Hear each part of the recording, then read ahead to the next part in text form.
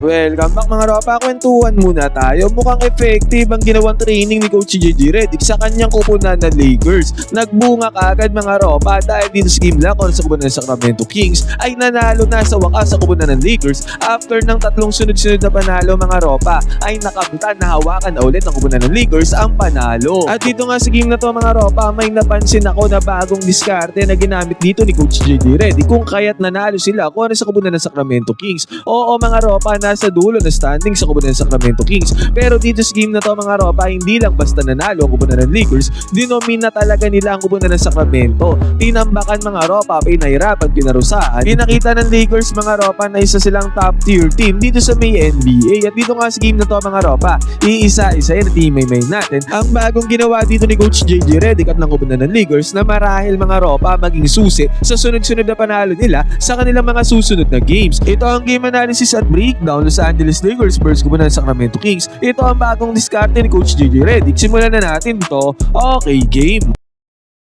And mga ropa, ang key factor dito sa game na to yung performance sa ginawa ni LBJ at Nick Smith Jr. mga ropa. Dito nga muna tayo kay LBJ dahil dito sa possession na to mga ropa, unang possession to ng kupunan ng Los Angeles Lakers. Pumeso agad si LBJ dito sa may poste. At kitang-kita natin dyan mga ropa, easy lang na napuntusan dito ni LBJ ang defensa ng kupunan ng Sacramento Kings. Take note mga ropa, tumataginting na 11 out of 13 si LBJ dito sa may field. Sobrang efficient nun mga ropa, 2 minutes lang ang ginawa ni LBJ. 24 points ang kanya ginawa dito sa game na to mga ropa. Napakalaking tulong na efficiency ni LBJ at yung 24 points na yan sa punto sa ginawa ni Luka Doncic mga ropa. Kaya natambakan talaga dito ang kupunan ng Sacramento Kings. At eto na nga mga ropa, si Luka Doncic na tumirada dito para sa kupunan ng Lakers. Slicing through the defense dito si Luka Doncic mga ropa. Nakakuha kagad siya dyan ng easy 2 points, basket is good. And then after nito mga ropa, heto na. Nagkaroon ng pick and roll gameplay dito ang kupunan ng Lakers. Nakita natin dyan mga ropa, good positioning ang ginawa din ni LBJ. Nautakan niya dyan si Russell Westbrook mga ropa, tendency outcome niyan.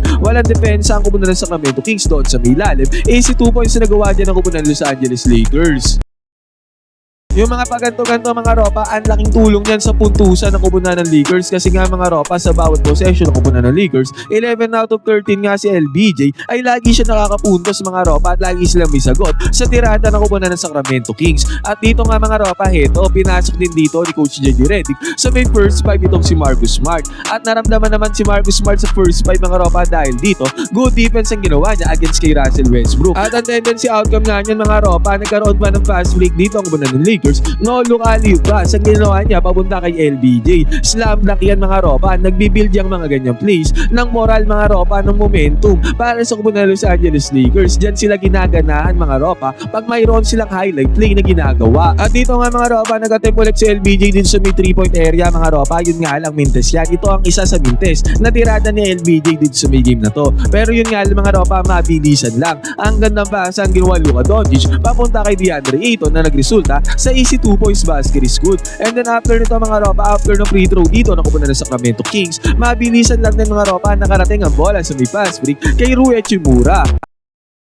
Nagkaroon ng easy 2 points dito si Rui Hachimura mga ropa. Isa din sa naging problema ng kupunan ng Lakers ay itong si Rui Hachimura. Hindi kasi tumitira to mga ropa, bihira lang siya tumira kahit na sobrang efficient niya sa midfield mga ropa. Yun ang problema ng Lakers sa kanya. Pero dito sa game na to mga ropa, maraming tirada ang ginawa ni Rui Hachimura para sa kupunan ng Lakers. O nagbunga talaga yung special training na ginawa sa kanila ni Coach JJ Redick mga ropa. At sa pagkakataon na to, heto, Luka Doncic mga ropa, normal na ginagawa na to ni Luka Doncic mga ropa, yung pumupunto siya ng malaki para sa kupunan ng Lakers. Ang sinasabi kong kailangan talaga ng Lakers mga ropa ay ang supporting cast in terms of points mga ropa na nangyari nga dito sa game na to. Natulungan nila si Luka Doncic sa puntusan mga ropa. At nung pinasok na dito, yung bench players sa kupunan ng Lakers mga ropa katulad nito si Jake LaRavia, nakapagpundar din siya ng puntos mga ropa agad-agaran.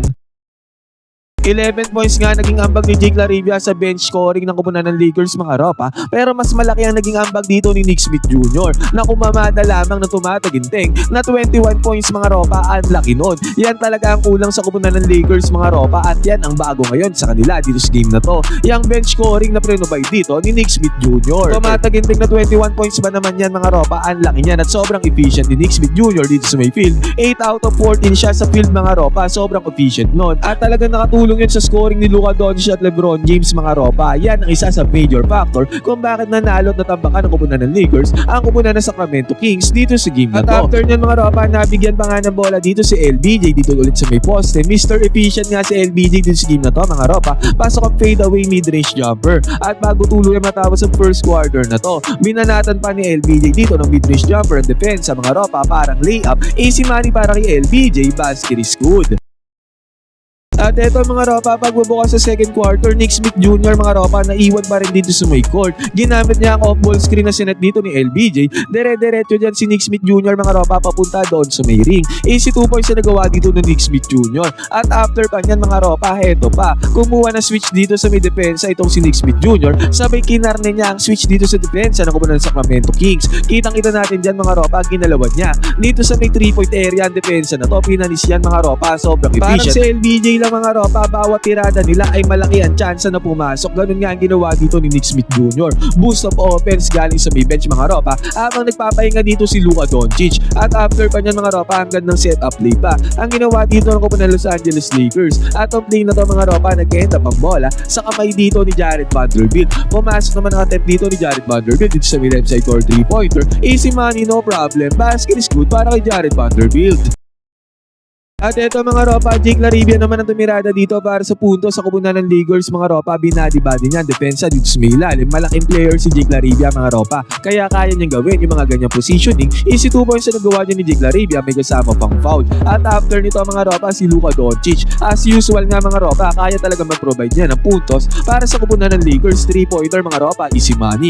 At ang malapit dito mga ropa, heto, mabilisan lang, pinatukagan ni Luka Doncic yung bola papunta kay LBJ. Sabay reverse lamp na ang ginawa din ni LBJ mga ropa, parang hindi siya 41 years old. Kung lumipad, kung tumalon mga ropa, parang hindi matanda. Grabe ka talaga LBJ. Ngayon mga ropa, mapapansin nyo ang daming puntos ang kinakamada dyan ng bawat player sa kupunan ng Lakers. Halos lahat sila mga ropa ay pumupuntos para sa kupunan ng Lakers. Kaya talaga natampakan dito ang kupunan ng Sacramento Kings mga ropa. At eto mga ropa, Luka Doncic ulit ang tumirada dito. Yun pala, pasa ang ginawa niya dyan papunta kay DeAndre Ayton. Napadali tuloy ang trabaho dyan ni DA mga ropa, basket is good. And then after nito mga ropa, bigay lang ng bola ni LBJ papunta kay Luka Doncic. Si Luka Doncic na bahala dyan mga ropa, nakakuha na ng puntos, may kasama pang foul. Napapir nga dyan si Luka Doncic kay LeBron James mga ropa sa pangyayaring yan. At after nyan mga ropa, good penetration pa ang ginawa dito ni Luka Doncic, and again, nakapagpundar na naman ng puntos dito si Luka Doncic. Ngayon mga ropa, yung mga puntos na ginagawa ni Luka Doncic, aliwala nga itong mga puntos na to mga ropa kung siya lang talaga ang gagawa sa kupunan ng Lakers. Kailangan talaga ng supporting cast mga ropa na paulit-ulit ko nang sinasabi. Naging solid na supporting cast ni Luka Doncic dito sa game na to. Dahil nakapag-ambag na ng puntos dito si Nick Smith Jr., LBJ mga ropa, Rui Hachimura at yung ibang bench players nila mga ropa. Ito nga mga ropa, ang gandang tic-tac-toe play ang ginawa dito ng kupunan ng Lakers. Si LBJ ang naging recipient ng pase dyan. Slam lang ang ginawa dyan ni LBJ, basket is good. At after pa nga nito mga ropa, nakikautan ni Luka Doncic ng bola dito si Rui Hachimura. Pumasok ang kanyang tirada dito sa may 3-point area mga ropa, easy money para kay Rui. 12 points nga ang ginawa ni Rui dito sa game na to mga ropa, malaking ambag yon. At after nyan mga ropa, si LeBron James naman ay nagkaroon ng pagkakataon dito para mag-isolation play. Pinukulan lang ni LBJ ng mid-range jumper dito, parang layup ang mid-range jumper dyan ni LBJ. Easy mga ropa, basket is good. At after pa nyan mga ropa, transition 3-pointer ang pinanatan dito ni LBJ. Sinabi ko nga sa inyo mga ropa, 11 out of 13. Bihirang magminta si LBJ dito sa game na to mga ropa. Basket is good, easy money, no problem sa may 3-point area. Kung kahit sa pagkakataon na ito mga ropa, tumataginding na 81-55 na nga ang score, tambakol na ng 26 points dyan ang kupunan ng Sacramento Kings. Dahil nga sa opensya ng kupunan ng Lakers, lahat nga mga ropa ay nag-aambag. At dito nga mga ropa, si Luka Doncic na nakakuha pa ng tear-ups, pumasok yan mga ropa, basket is good. At sinabi ko nga sa inyo mga ropa, ayaw tumira ni Rui Hachimura. Pero dito sa game na to mga ropa, may confidence siya, kitang-kita nga natin dyan. Tiniraan niya dito sa perimeter, mid-range jumper, ang defensa ng kalaban. Easy 2 points na nagawa niya ni Rui Hachimura, basket is good. At after pa niyan mga ropa, pinasok nga ulit dito si Nick Smith Jr. Boost of offense ka kagad ang ginawa ni Nick Smith Jr. dito sa pagpasok niya mga ropa. 3-pointer kagad galing sa pasa ni Luka Doncic. Sobrang efficient mga ropa, pasok ang tirada dyan ni Nick Smith Jr. At after pa nito mga ropa, nagmando din siya ng bola papunta doon sa may ring. Nakapagpundar din ng easy 2 points dyan si Nick Smith Jr. Sunod-sunod nga yan mga ropa, at hindi pa siya nagpaawat dyan. Dahil dito sa may transition mga ropa, biglaan lang pumukol ng 3-pointer dito si Nick Smith Jr. Sobrang efficient mga ropa, parang ayaw magmintes, pasok na naman ang tirada dito ni Nick Smith Jr. Vasquez Good. At dahil nga dyan mga ropa, tumataginting na 97-71 na ang score. Tambakol malala nga dito ang ng Sacramento Kings. At eventually nga mga ropa, doon sa may dulo ay napangawakan na ng Lakers sa panalo dito sa game na to.